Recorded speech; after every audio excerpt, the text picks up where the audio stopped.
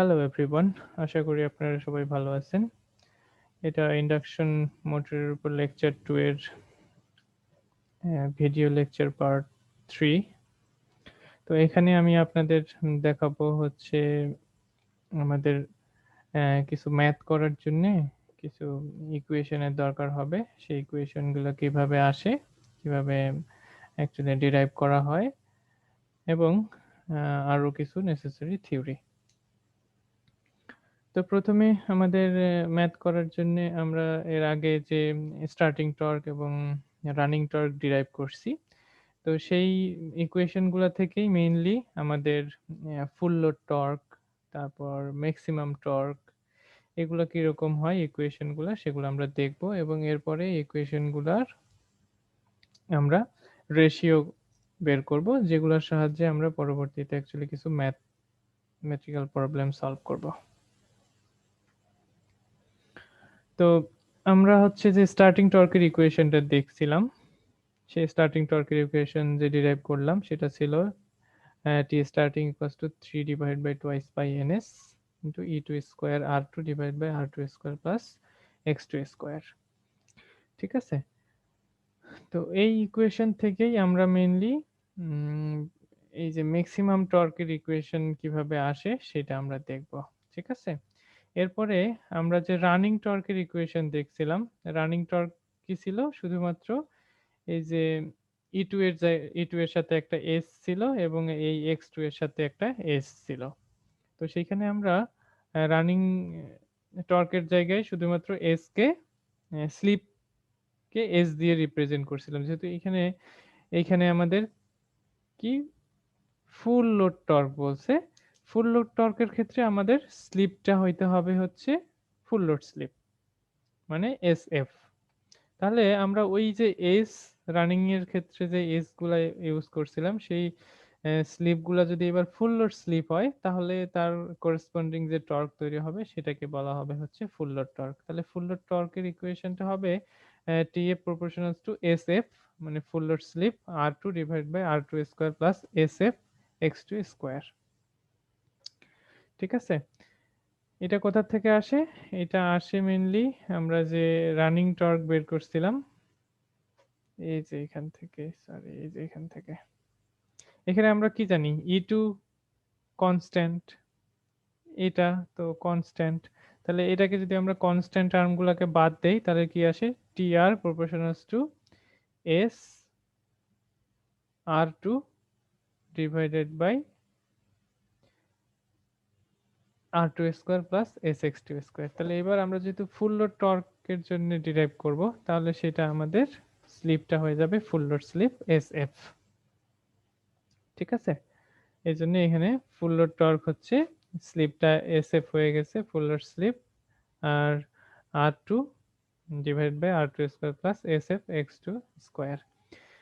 এটা আমরা ম্যাক্সিমাম টর্কের জন্য, তো ম্যাক্সিমাম টর্কের জন্য আমার কন্ডিশন কি ছিল, আমার রিঅ্যাকটেন্স, রোটরের যে রিঅ্যাকটেন্স এর সমান কি হইতে হবে, রেজিস্ট্যান্সটা সমান হইতে হবে। ঠিক আছে, তো আমার রেজিস্ট্যান্স আমি এইখান থেকে এটা ডিরাইভ করতে পারি। তো এটা আমার ইকুয়েশন ছিল। এখানে আমরা কি জানি যে ফিক্সড ভোল্টেজের জন্য আমার E2 টা হচ্ছে কনস্ট্যান্ট হয়। তাহলে এই পুরা টার্মটা কি হয়ে যাচ্ছে, কনস্ট্যান্ট। কনস্ট্যান্ট টার্মকে যদি আমি তুলে দিতে চাই তাহলে কি আছে, T starting proportional to R2 divided by R2 square plus X2 square. ঠিক আছে, তো এখানে আমি যদি ম্যাক্সিমাম টর্ক পেতে চাই টি ম্যাক্স, তাহলে কি হইতে হবে, R2 ইকুয়ালস টু X2 হইতে হবে। তাহলে এখানে আমরা বসে দেই, R2 এর জায়গায় X2 বসাই দেই। আর এখানে x2 একটা হয়ে গেল, এখানে x2 স্কয়ার হয়ে গেল। তাহলে এখানে কয়টা x2 স্কয়ার হলো, দুইটা। তাহলে 2x2 স্কয়ার, উপরে একটা x2 আছে, x2 আর x2 স্কয়ার থেকে বাদ দিলে তাহলে উপরে 1 থাকে আর নিচে থাকে 2x2। এই যে দেখেন তাই আসছে, 1 থাকে 2x2। ঠিক আছে, তাহলে এখান থেকে আমরা tmax এর ইকুয়েশনটা বের করে নিলাম। এবার আমরা কি করব, ম্যাক্সিমাম টর্ক এবং ফুল লোড টর্কের রেশিও বের করব। দ্যাট মিন্স আমাদের যে ফুল লোড টর্ক সেটার সাথে ম্যাক্সিমাম টর্কের রেশিও। ঠিক আছে, তার মানে TF বাই Tmax যদি করি তাহলে এটা কি হবে, উপরে থাকবে, আর এটাকে আমরা কি দিয়ে ভাগ করব, এইটা দিয়ে ভাগ করব, তাই না? তাহলে এটা ডিভাইডেড বাই 1 বাই 2x2, তাহলে 1/2x2 এটাকে যদি গুণ করি তাহলে এটা উপরে উঠে যাবে, তাই না? তাহলে এটা এর সাথে গুণ হবে। তাহলে তাই আসছে, দেখেন 2x2 ইনটু SFR2, এই যে 2x2 SFR2, এবং নিচে যা ছিল তাই রয়ে গেছে। ঠিক আছে? এটাকে এবার আমরা সিম্পলিফাই করব। সিম্পলিফাই করার জন্যে আমরা লব এবং হরকে x2 স্কয়ার দিয়ে ভাগ করব। এটাকেও x2 স্কয়ার দিয়ে ভাগ করব, এটাকেও x2 স্কয়ার দিয়ে ভাগ করব। শুধুমাত্র এইটা টার্মকে না, এই পুরো টার্মটাকে। তাহলে এইখানে একটা কি আছে, x2 আছে, নিচে x2 স্কয়ার আছে। তাহলে এইটাকে যদি আমি কেটে দেই তাহলে নিচে একটা x2 থাকে। তাহলে 2SF R2 divide by x2। আর এইখানে কোনো x2 নাই, তাহলে এখানে কি থাকবে, R2 square plus x2 square, এই যে আসছে, আর এখানে x2 স্কয়ার কেটে যাবে, থাকবে হচ্ছে SF স্কয়ার। ঠিক আছে? এইবার এই যে আমার R2 ডিভাইডেড বাই x2, এই টার্মটাকে আমি সিম্পলিফাই করার জন্য ধরে নিব সিম্পলি a। ঠিক আছে? তাহলে এই R2 ডিভাইড বাই x2 কে যদি আমি a ধরে নেই, তাহলে এটা আমার সিম্পলিফাই হয়ে যাচ্ছে কি, 2ASF উপরে থাকতেছে, আর এটা হচ্ছে a, তাহলে a square plus SF square. তাহলে আমার এই যে t starting divide by t max এর যে ইকুয়েশনটা আসলো সেটা হচ্ছে, sorry, t f divide by t max এর যে ইকুয়েশন আসলো সেটা হচ্ছে 2ASF divide by a square plus SF square, যেখানে a হচ্ছে R2 ডিভাইড বাই x2 এবং SF হচ্ছে ফুল লোড টর্ক। ঠিক আছে? তো এই ইকুয়েশনটা আমাদের পরবর্তীতে ম্যাথ করার ক্ষেত্রে কাজে লাগবে। এরপরে আসি হচ্ছে স্টার্টিং টর্ক এবং ম্যাক্সিমাম টর্কের যে রেশিও। ঠিক আছে? তো আমার স্টার্টিং টর্ক কি হবে? স্টার্টিং টর্কের ইকুয়েশন আমি এখানে দেখাইছি, T starting proportionals to R2 divide by R2 square plus x2 square, এবং এখান থেকে ম্যাক্সিমাম টর্কের দেখাইছি T max proportionals to 1/2x2 square. তাহলে এটা যদি আমরা বের করতে চাই, টি স্টার্টিং ওই জিনিসে এখানে আবারও লেখা হয়েছে, এবং টি ম্যাক্স এখানে লেখা হয়েছে। তাহলে এটার যদি আমি T starting divide by T max করতে চাই, তাহলে এই যে স্টার্টিং এটাকে এটা দিয়ে ভাগ করব। তাহলে ভাগ করলে এটা 1 বাই নিচে আছে, তাহলে এটা কি হয়ে যাবে, উপরে উঠে যাবে। এই যে নরমাল মনে করেন এটাই ভাগ, তাহলে এটা একেবারে নিচে আছে, এটা উপরে চলে যাবে। তাহলে কি আসবে, 2x2 R2, উপরে আসলো 2x2 R2, আর নিচে থাকলো R2 square plus x2 square. একইভাবে লব এবং হরকে x2 স্কয়ার দিয়ে যদি ভাগ করি, x2 স্কয়ার দিয়ে যদি ভাগ করি, তাহলে এখানে x2 আছে, x2 স্কয়ার তাহলে কেটে যাবে, 2R2 x2 থাকলো উপরে, আর এখানে R2 square divide by x2 square, আর এটা x2 স্কয়ার ভাগ করে 1 হয়ে যাবে। তাহলে থাকে হচ্ছে এটা। ঠিক আছে? তাহলে এবার একইভাবে এই R2 ডিভাইড বাই x2 কে আমি a ধরে নিব, তাহলে উপরে কি থাকবে, 2a 1 প্লাস a স্কয়ার। তাহলে T starting divide by T max যদি আমি বের করি, তাহলে আসে হচ্ছে 2a divide by 1 plus a square, যেখানে a হচ্ছে R2 ডিভাইডেড বাই x2। এই ইকুয়েশন গুলা আমার কাজে লাগবে হচ্ছে এই যে 34.14 এর a, 34.16, 34.17, 34.19, এই ম্যাথগুলা করার জন্য। তো এই ম্যাথগুলা সলভ করার জন্য আমার এর পরবর্তীতে একটা ভিডিও আছে, লেকচার 2 পার্ট 4, সেটা আপনারা দেখে সলভ করে নেবেন। তো এবার আমি দেখাবো হচ্ছে রিলেশন বিটুইন টর্ক এবং স্লিপ। আমরা যে আমাদের যে টর্ক তৈরি হচ্ছে এবং অলরেডি আমাদের রানিং অবস্থায় একটা স্লিপ থাকে, তো এই টর্ক এবং স্লিপের অ্যাকচুয়ালি আমাদের রিলেশনটা কেমন হবে। তো এই রিলেশনটা আমরা রানিং অবস্থার জন্য আমাদের যে টর্কের ইকুয়েশন আছে সেইখান থেকে আমরা দেখব। ঠিক আছে? তো এটা রিলেশন দেখানোর জন্য আমরা কার্ভ ইউজ করব। তো কার্ভ আমরা কিভাবে প্লট করব, আমরা ওয়াই অ্যাক্সিস বরাবর টর্ককে রাখবো এবং এক্স অ্যাক্সিস বরাবর স্লিপকে রাখবো। ঠিক আছে? তাহলে স্লিপ আমরা 1 থেকে শুরু করব, তার কারণ স্ট্যান্ড স্টিল অবস্থায় স্লিপ 1, এবং স্পিড যত বাড়তে থাকে স্লিপ আস্তে আস্তে কমতে থাকে, এবং সর্বোচ্চ স্লিপ হয় 0। ঠিক আছে? একই সাথে আমি যদি এর সঙ্গে আমার স্লিপের রিলেশন সঙ্গে স্পিড দেখাইতে চাই, তাহলে কি হবে, স্পিডটা হবে স্লিপের ঠিক অপোজিট। তার কারণ স্পিড যখন 0 তখন স্লিপ 1, আর স্পিড যখন ম্যাক্সিমাম সিনক্রোনাস স্পিডের সমান তখন স্লিপ হয়ে যাবে 0। তার মানে যেখানে আমার স্লিপ 1 সেখানে স্পিড হয়ে যাবে 0, আর যেখানে স্লিপ 0 সেখানে স্পিড হয়ে যাবে 1। ঠিক আছে?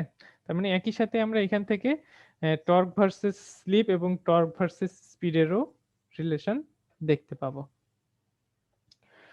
তো এই ইকুয়েশনে এবার ফিরে আসি। এই ইকুয়েশনে আমরা কি জানি যে কে হচ্ছে কনস্ট্যান্ট, এই যে ফ্লাক্স ফাই তৈরি হবে সেটাও কনস্ট্যান্ট হয় ভোল্টেজের উপর ডিপেন্ড করে, এবং একইভাবে ভোল্টেজ যদি আমি কনস্ট্যান্ট দেই তাহলে E2 ও হয়ে যাবে কনস্ট্যান্ট। তাহলে কি থাকবে? T starting proportionals to T proportionals to উপরে থাকতেছে হচ্ছে S R2 divided by R2 square plus SX2 whole square. এবার এখানে এই রিলেশনের দুইটা পার্ট আছে।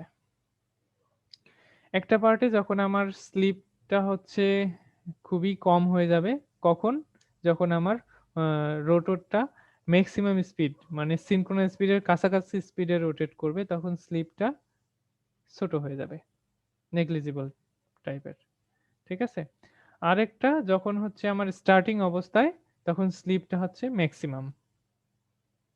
ঠিক আছে? এই দুইটা অবস্থায় আমরা হচ্ছে এটাকে অ্যানালাইসিস করে ডিসিশন নিব।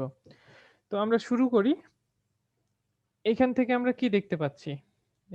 ইনিশিয়াল অবস্থায় যদি আমাদের স্লিপ, আমি হচ্ছে যখন আমার স্লিপ 0 হবে এবং টর্কও 0 হবে, স্লিপও নাই, টর্কও নাই, তাহলে এই এটা কোন পয়েন্ট থেকে শুরু হবে? 0 পয়েন্টে চলে আসবে। ঠিক আছে?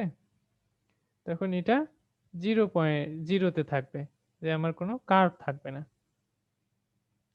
এবার যখন নরমাল স্পিড মানে আমাদের রোটরটা হচ্ছে সিনক্রোনাস স্পিডের কাছাকাছি স্পিডে রোটেট করবে, তখন আমার যে রিঅ্যাকট্যান্স, এই রিঅ্যাকট্যান্স SX2 মানে খুবই কম হবে। আমাদের R2 বা রোটরের যে রেজিস্ট্যান্স সেটার তুলনায় আমার SX2 টা খুবই কম হবে। তাহলে SX2 যদি নেগলিজিবল হয়, তাহলে আমরা এই SX2 যদি নেগলিজিবল হয় তার মানে এটাকে 0 দিয়ে রিপ্লেস করতে পারি। তাহলে কি পাবো আমরা? উপরে SR2 divide by R2 square. তাহলে R2 আর R2 কেটে দিলে থাকবে কি? S divided by R2। এই যে S ডিভাইডেড বাই R2। তাহলে আমার টর্কটা কি হচ্ছে? স্লিপের সাথে প্রপোর্শনাল। ঠিক আছে? মানে টর্কটা হবে হচ্ছে স্লিপের সাথে প্রপোর্শনাল। এটা কখন? যখন হচ্ছে আমার রোটরটা সিনক্রোনাস স্পিডের কাছাকাছি স্পিডে রোটেট করবে। তার মানে স্লিপটা তখন হচ্ছে কাছাকাছি স্পিডে রোটেট করে স্লিপটা খুবই কম, মানে এই পোরশনটা। এইখান থেকে এইখানে, কিংবা এইখান থেকে এইখানে, কিংবা এইখান থেকে এইখানে। এই অংশটুকু হচ্ছে এই ইকুয়েশন দ্বারা রিপ্রেজেন্ট হবে। ঠিক আছে? তার মানে কখন? যখন হচ্ছে আমার রোটরের স্পিডটা সিনক্রোনাস স্পিডের কাছাকাছি হবে, তখন আমার স্লিপ যদি কমতে থাকে তার সাথে সাথে টর্কটাও কমতে থাকবে, এবং একটা নির্দিষ্ট আহ, অবস্থায় এসে সেটা কনস্ট্যান্ট স্পিডে ঘুরতে থাকবে। ঠিক আছে? এটা হচ্ছে ম্যাক্সিমাম টর্কের পরের কন্ডিশন। এবার এই যে শুরু হয়ে ম্যাক্সিমাম টর্ক পর্যন্ত পৌঁছাবে, তখন কি হবে? এই অবস্থায় আমাদের যে রোটরের রেজিস্ট্যান্স সেটা হচ্ছে কম থাকবে এবং রিঅ্যাকট্যান্সটা থাকবে অনেক বেশি। মানে রিঅ্যাকট্যান্সের তুলনায় আমার রোটরের রেজিস্ট্যান্সটা থাকবে খুবই কম। ঠিক আছে? রিঅ্যাকট্যান্সের তুলনায় রোটরের রেজিস্ট্যান্সটা থাকবে খুবই কম। এজন্য আমরা এখানে এই রেজিস্ট্যান্সটাকে কি বলতে পারি? নেগলিজিবল বলতে পারি। এই রিঅ্যাকট্যান্সের তুলনায় রেজিস্ট্যান্সটাকে রিঅ্যাকট্যান্সের তুলনায় নেগলিজিবল বলতে পারি। তাহলে নেগলিজিবল বলতে তাহলে এটা কি হয়ে যাবে? আমার নাই হয়ে যাবে। নাই হয়ে যাওয়া মানে আমার এখানে কে থাকবে? এখানে থাকবে হচ্ছে উপরে S2 এবং নিচে থাকবে SX2 স্কয়ার। তাহলে এখান থেকে আমি কি সিদ্ধান্তে আসতে পারি? এখান থেকে আমি দেখতে পারি যে এই যে টর্ক সেটা কার সমানুপাতিক, এখানে s2 আর এখানে s2 স্কয়ার, তাহলে কেটে গেলে কে থাকবে, এখানে উপরে 1 হয়ে যাবে, নিচে s2 থাকবে, আর x2 তো হচ্ছে একটা ফিক্সড আমার স্ট্যান্ড স্টিল অবস্থায় রোটরের রিঅ্যাকট্যান্স। তাহলে এটাকে তুলে দিলে আমার থাকতেছে শুধুমাত্র t প্রপোর্শনাল টু 1/s। তার মানে এই অবস্থায় আমার টর্কটা হচ্ছে স্লিপের অপোজিট। এটা কোন অবস্থায়? এটা হচ্ছে আমার এই যে আমার শুরু থেকে ম্যাক্সিমাম টর্ক পৌঁছানো অবস্থায়। শুরু থেকে ম্যাক্সিমাম টর্ক পৌঁছানো অবস্থায় টর্ক যত বাড়তেছে, টর্ক আস্তে আস্তে বাড়তেছে, স্লিপ আস্তে আস্তে কমতেছে। ঠিক আছে? সেটা হচ্ছে এই যে আমার রিলেশন এইটা দ্বারা নির্ণীত হবে। তাহলে আমার প্রথমে যখন মোটরটা রান করা শুরু করবে তখন আমার টর্ক বাড়ার সাথে সাথে স্লিপটা হচ্ছে কমবে। কিন্তু যখনই টর্কটা ম্যাক্সিমাম টর্কে পৌঁছাবে তারপরে রিলেশনটা চেঞ্জ হয়ে যাবে। তারপরে মানে এই অবস্থায় আমার যে রিঅ্যাকট্যান্স সেটা অনেক বেশি থাকে রেজিস্ট্যান্সের তুলনায়। আর এই অংশে রিঅ্যাকট্যান্সটা কমে যায় এবং রেজিস্ট্যান্সটা তো ফিক্সডই থাকে। এখন এইখানে হচ্ছে আমার যত স্লিপ কমবে আমার রোটরের ফ্রিকোয়েন্সিও তত কমতে থাকবে। তাহলে যত কমতে থাকবে ফ্রিকোয়েন্সি তত আমার অ্যা রিঅ্যাকট্যান্সটাও কমতে থাকবে। তাহলে এই অবস্থায় রিঅ্যাকট্যান্সটা হচ্ছে নেগলিজিবল পর্যায়ে চলে যায়। তখন আমার রেজিস্ট্যান্সটা বেড়ে যায়। তখন টর্ক হচ্ছে বৃদ্ধি হওয়ার সাথে সাথে টর্ক কমে যাওয়ার সাথে সাথে স্লিপটাও কমতে থাকে। যেটা হচ্ছে এই রিলেশন দ্বারা আমরা দেখতে পাই। ঠিক আছে? তাহলে এখানে ২ টা রিলেশন, একটা হচ্ছে প্রথম অবস্থায় টর্ক বৃদ্ধি হওয়ার সাথে সাথে আমার স্লিপটা কমতে থাকবে। পরবর্তী অংশে টর্ক কমার সাথে সাথে স্লিপটা কমতে থাকবে। ঠিক আছে? এরপরে এখানে দেখেন যে এই ৩ টা আমার কার্ভ আছে। একটা হচ্ছে R, একটা 4R, একটা 6R। এই R হচ্ছে অ্যাকচুয়ালি রোটরের রেজিস্ট্যান্স। আমরা জানি যে স্টার্টিং অবস্থায় রোটরের রেজিস্ট্যান্স আমরা যত বাড়াই দিব স্টার্টিং টর্কটা তত বেড়ে যাবে। তাহলে R যদি আমার রেজিস্ট্যান্সটা যদি R হয় তাহলে আমার স্টার্টিং টর্কটা থাকবে কম। এটাকে যদি আমি ৪ গুণ করে দেই রেজিস্ট্যান্সটাকে, টর্কটা বেড়ে যাবে। আরো যদি বাড়াই ৬ গুণ করে দেই তাহলে টর্কটা বেড়ে এখান থেকে শুরু হবে। তার মানে আমি স্টার্টিং টর্কটাকে কিভাবে বৃদ্ধি করতে পারি? তার সাথে রেজিস্ট্যান্স বেশি এড করে দিয়ে। ঠিক আছে? মেক্সিমাম কখন হবে? যখন এই রেজিস্ট্যান্সটা রিঅ্যাকট্যান্স এর সমান হবে। ঠিক আছে? তার মানে আমি এ রোটরের রেজিস্ট্যান্স বৃদ্ধি করে তার স্টার্টিং টর্কটাকে বৃদ্ধি করতে পারি। আশা করি আপনারা এই কার্ভটা ক্লিয়ারলি বুঝতে পারবেন। আপনারা এই লেখাগুলা পড়বেন। লেখাগুলা পড়লে আপনারা আরো বেশি ক্লিয়ার হবেন। এবার আমরা আসি টর্ক ভার্সেস স্পিডের কার্ভ। এখান থেকে আমরা অলরেডি বুঝতে পারতেছি যে এখানে স্পিডও কিন্তু দেওয়া আছে। ঠিক আছে? তো আমরা পরের এই ইকুয়েশন থেকে আমরা দেখি। একইভাবে এখানে আমরা x অ্যাক্সিস বরাবর স্পিডকে দিব এবং y অ্যাক্সিস বরাবর আমরা টর্ককে রিপ্রেজেন্ট করব। তো এটা হচ্ছে আমার স্টার্টিং টর্ক। স্টার্টিং টর্ক আমার মোটরটাকে প্রথমবার যখন আমি ঘুরাইতে যাবো তখন কি করতে হবে? তার যে মোমেন্ট অফ ইনারশিয়া বা জড়তা আছে, তার যে ইনারশিয়া কনস্ট্যান্ট আছে, সেই ইনারশিয়াটাকে কি করতে হবে? আমার ওভারকাম করে তাকে ঘুরাইতে হবে। তখন আমার হচ্ছে একটা তার যে ইনারশিয়া আছে সেটাকে ওভারকাম করার জন্য একটা বেশি টর্ক লাগবে, তাই না? তো এটা 0 থেকে কিন্তু শুরু হবে না এইজন্যে। টর্ক যদি 0 হয় তাহলে তো আমার স্পিড থাকবে না। তাহলে একটা সার্টেইন টর্কে পৌঁছাইলে আমার সেটা ঘুরতে শুরু করবে এবং স্পিডটা বাড়তে থাকবে। তো আমার যখনই তার জড়তাটাকে আমি ওভারকাম করে ১ম বার রোল করলাম, এই রোল করার পরে কিছুটা সময় তার টর্কটা হচ্ছে ড্রপ করবে, কমে যাবে। এটাকে বলা হয় হচ্ছে পুল আপ টর্ক। ঠিক আছে?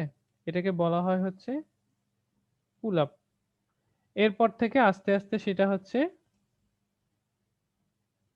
বাড়তে থাকবে। তাহলে এইখানে রোটরটা স্থির ছিল। রোটরটাকে জাস্ট গতিশীল করার জন্য যে পরিমাণ টর্ক দরকার হয় সেটা হচ্ছে লকড রোটর টর্ক। এরপর টর্কটা আমার কিছুটা কমে যাবে, গিয়ে তারপর বাড়তে শুরু করবে। যেই পয়েন্টে এসে আমার বাড়তে শুরু করবে সেই টর্কটাকে বলবো আমরা হচ্ছে পুল আপ টর্ক। এবং এটা আমার আস্তে, আস্তে বাড়তে থাকবে, বাড়তে মেক্সিমাম অবস্থায় পৌঁছাবে। এবং মেক্সিমাম অবস্থায় সেই টর্কটাকে বলা হবে হচ্ছে ব্রেকডাউন টর্ক। এর থেকে বেশি হয়ে গেলে মোটরটার রোটরটা ডিফর্ম হওয়ার সম্ভাবনা থাকে। এরপর যখনই এটা মেক্সিমাম হয়ে গেল, মেক্সিমামের পর আস্তে, আস্তে আবারও সেটা কমতে থাকবে। কমে একটা নির্দিষ্ট ফুল লোড অবস্থায় এসে সেটা কনস্ট্যান্ট স্পিডে ঘুরতে থাকবে। যদি কখনো এটা মেক্সিমাম অবস্থায় পৌঁছায়, একেবারেই সিনক্রোনাস স্পিডের সমান পৌঁছায় আমার রোটরের স্পিড, তাহলে কি হয়ে যাবে? স্লিপটা 0 হয়ে যাবে। এর ফলে আমার আ ইএমএফ ইনডিউস হওয়া বন্ধ হয়ে যাবে। আবারও সেটা কমে যাবে এবং এই একটা নির্দিষ্ট স্পিডে এসে সেটা কনস্ট্যান্টলি চলতে থাকবে। ঠিক আছে? এটা হচ্ছে আমাদের অ্যা টর্ক এবং স্পিডের কার্ভ। এবার আমরা হচ্ছে স্লিপ কিভাবে মেজার করতে পারি? আমরা জানি স্লিপের ইকুয়েশন S হচ্ছে ns - n divided by ns into 100%, তাই না? S হচ্ছে ns - n divided by ns into 100%। তাহলে এখানে আমাদের কয়টা টার্ম জানা দরকার? একটা হচ্ছে ns মানে সিনক্রোনাস স্পিড, আরেকটা হচ্ছে n। তো ns আমরা কিভাবে বের করতে পারি? ns equals to 120 f by p। তার মানে এই ইন্ডাকশন মোটরের পোল কত এবং আমি সাপ্লাই এর ফ্রিকোয়েন্সি কত দিচ্ছি, এই দুইটা যদি আমি জানি, তাহলে ns আমি এই সূত্রের সাহায্যে ক্যালকুলেট করতে পারবো। তাহলে ns জেনে গেলাম। তাহলে আর কি লাগবে? রোটরের স্পিড n। তো রোটরের স্পিড আমরা কিভাবে বের করতে পারি? এটা হচ্ছে একটা টেকোমিটারের সাহায্যে আমরা যদি আমার যে শ্যাফট আছে, সেই শ্যাফট কিংবা যে হুইল থাকে, সেটাকে যদি আমরা টেকোমিটার প্লেস করি, তাহলে টেকোমিটারের সাহায্যে আমরা তার স্পিডটা আরপিএম এ মেজার করে নিতে পারি। তাহলে আমি এখান থেকে সিনক্রোনাস স্পিড পেয়ে গেলাম, টেকোমিটারের সাহায্যে আমি রোটরের স্পিড মেজার করে নিলাম। তাহলে এই ২ টা টার্ম পাইলে আমার স্লিপ আমি বের করতে পারবো। তো এটার আমাদের একটা এক্সপেরিমেন্ট আছে ইন্ডাকশন মোটরের স্লিপ নির্ণয় করার। যখন আপনারা আ ল্যাব করবেন, তখন সেই ল্যাবে এই এক্সপেরিমেন্টটা করানো হবে। এবার আসি হচ্ছে পাওয়ার স্টেজ। ইন্ডাকশন মোটরের পাওয়ার স্টেজ। আমাদের ইন্ডাকশন মোটরে যে পরিমাণ পাওয়ার ডেভেলপ হয়, আমরা আউটপুটে কিন্তু সেই সেইম পাওয়ারটা পাই না। তার কারণ কিছু লস আছে, সেই লসগুলা আমার মাইনাস করে যেটা থাকে সেটাই আমরা অ্যাকচুয়ালি আউটপুটে পাই। ঠিক আছে? তো এখানে কত ধরনের পাওয়ার মেইনলি ডেভেলপ হয় সেটা আমরা একটু দেখি। আমরা ইন স্ট্যাটরে কি দিচ্ছি? ইনপুট দিচ্ছি। ইনপুট একটা পাওয়ার দিচ্ছি। ঠিক আছে? একটা নির্দিষ্ট পরিমাণ পাওয়ার ড্র করতেছে এই ইন্ডাকশন মোটর, ইলেকট্রিক্যাল পাওয়ার। তো সেই ইলেকট্রিক্যাল পাওয়ারটা যেটা নিচ্ছে সেটাকে ধরি হচ্ছে P1। এখন এই P1 পাওয়ারের জন্যে আমার কি তৈরি হবে? স্ট্যাটরে কারেন্ট ফ্লো হবে।